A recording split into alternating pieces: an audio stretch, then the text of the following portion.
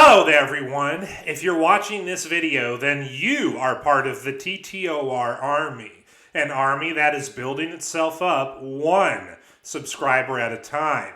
As you can see from the title and thumbnail of today's video, today we're going to be talking about Linda Catalina, a popular conservative influencer slash right-wing internet personality who recently claimed that autism was a curse.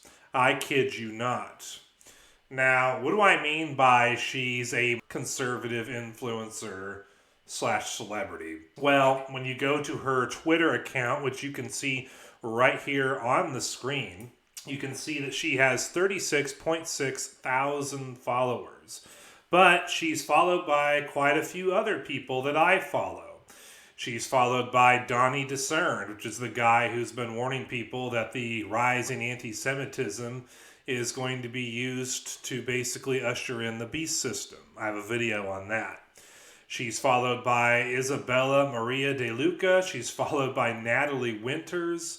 She's followed by Ada Lutch. She's followed by Ashley Sinclair.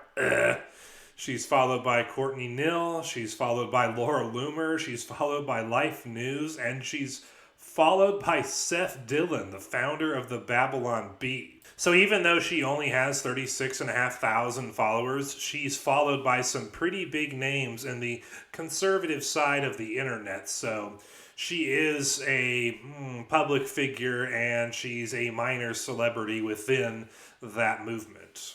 Now, before we get into Linda's tweets that led me to make this video, one thing I want to make clear is that I am a Bible-believing Christian. My views as a Bible-believing Christian would make me super conservative. And so if you think that I'm criticizing her because I'm some kind of left-wing woke person, you'd be wrong. I'm a Bible-believing Christian. I am as conservative as you can possibly be. And so, yeah, I'm not somebody who's on the other side. I'm keeping the idiots on my own side in check. Or at least trying to.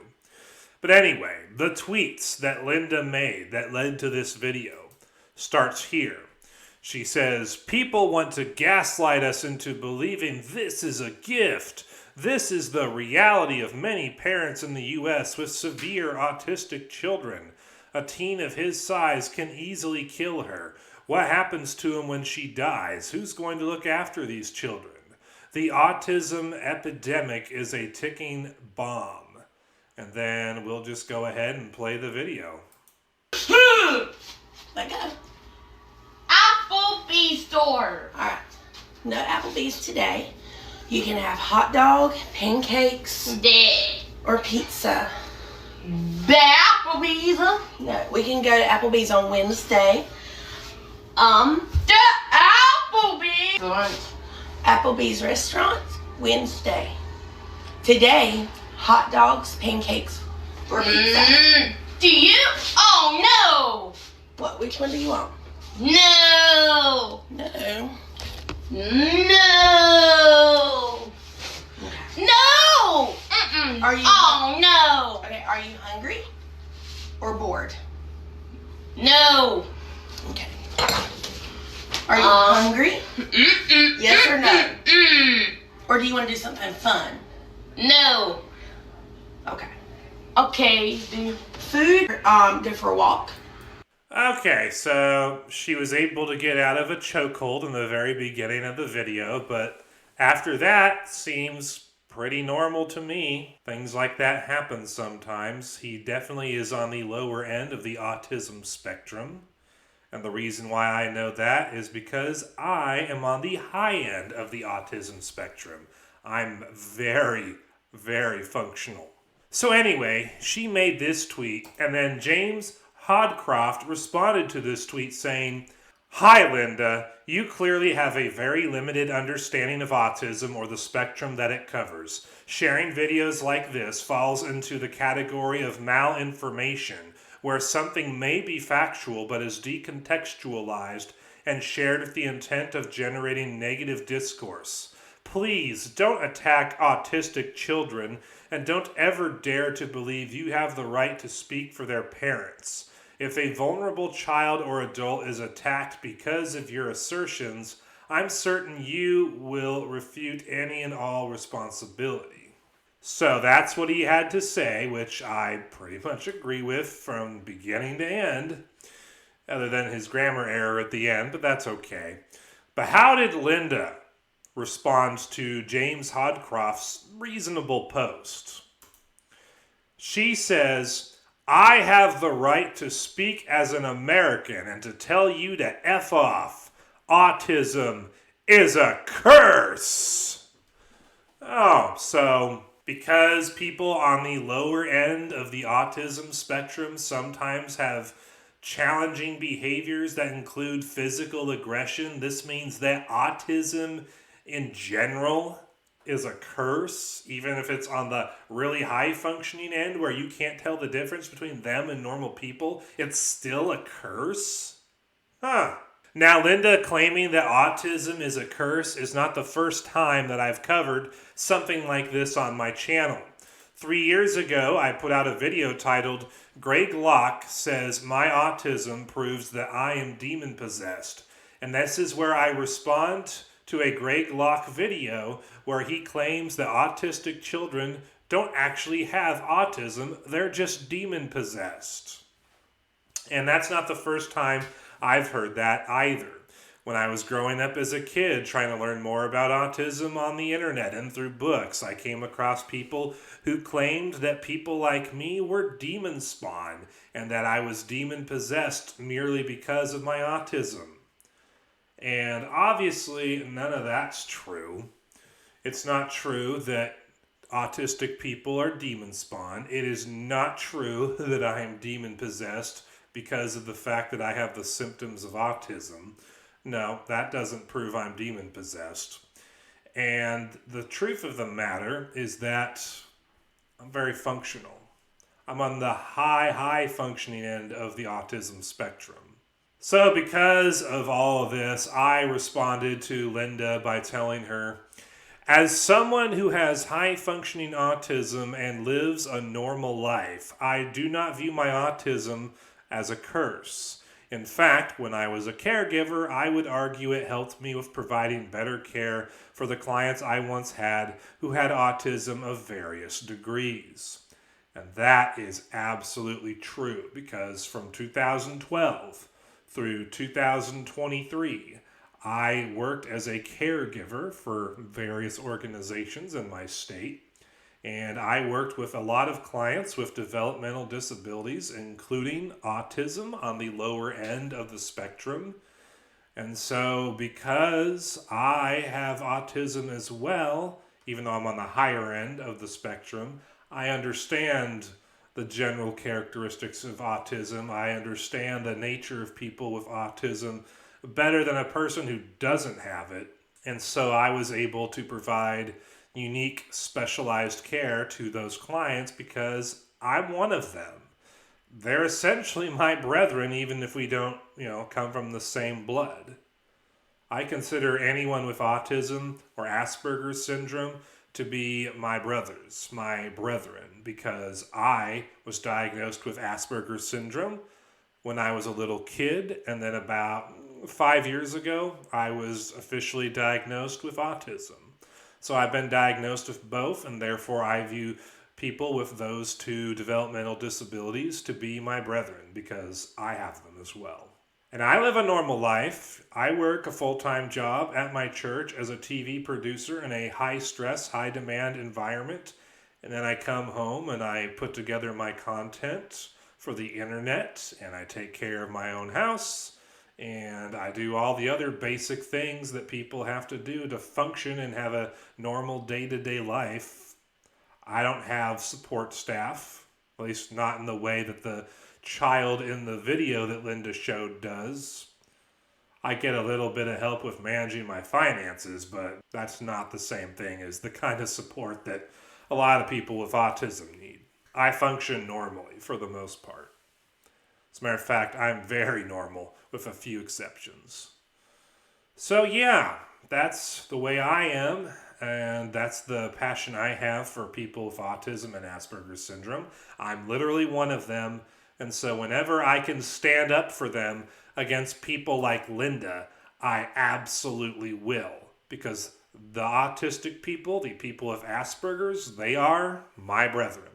But I'm not the only person who had a response. Well, a few people had some very vitriolic responses to Linda due to the emotional nature of her statement. Someone named D-Hex said to her, "You're demonic, especially knowing that you don't have autistic children. You don't get to speak on an experience you never had," like they said. J. Watts 2020 said in response to Linda, "Linda, you are the worst type of censored. My child is nonverbal autistic, and you call him a curse. And I'm also an American that wants to tell you to shut the F up." Linda said in response, "Your child is not a curse, but the fact that he has autism is a curse. I'm an American that can tell you to get censored. Autism is a curse, and your life will be worse off now than your child has autism. Talk to me in 10 to 15 years. Well, if the child's not a curse, but the autism is a curse, that's nonsensical, because if you have autism, autism is a curse. So if the child has autism, that means that the child is cursed. Therefore, you are calling the child a curse on the parent. Nice try, Linda, but your word salad here does not get you off the hook. You did accuse this person's child indirectly of being a curse." Noah said, "I'm autistic and I censored love it. Don't tell me I'm a curse, you brainwashed Trump-writing skank." And the reason why he called her a Trump-writing skank is because if you go back to her profile, she has the hashtag Trump 2024. Someone named Slugger906851179 said in response to Linda, "Wouldn't say it's a curse. Most of the smartest people have autism. My cousin has it bad where he doesn't speak normally like the rest of us and can get overwhelmed, but he's smarter than me. Went to the best college in our area and was in honors during that time. He's the greatest." Linda says, "Congratulations, then he doesn't have autism." Oh, really? Ha! Wow. Wow. So wait a minute. So even though he clearly has autism to the point where he can't speak normally like the rest of us and he gets overwhelmed in the way that autistic people sometimes can, the fact that he went to the best college in their area and was in honors during that time somehow proves that he doesn't have autism? Lady, I graduated from Linfield College with a journalism degree back in 2013. I had autism the whole time. Had it my whole life, and I've had it ever since. So to claim that the fact that an autistic person can get through college with honors, to claim that that proves that he doesn't have autism, is asinine. It's beyond stupid.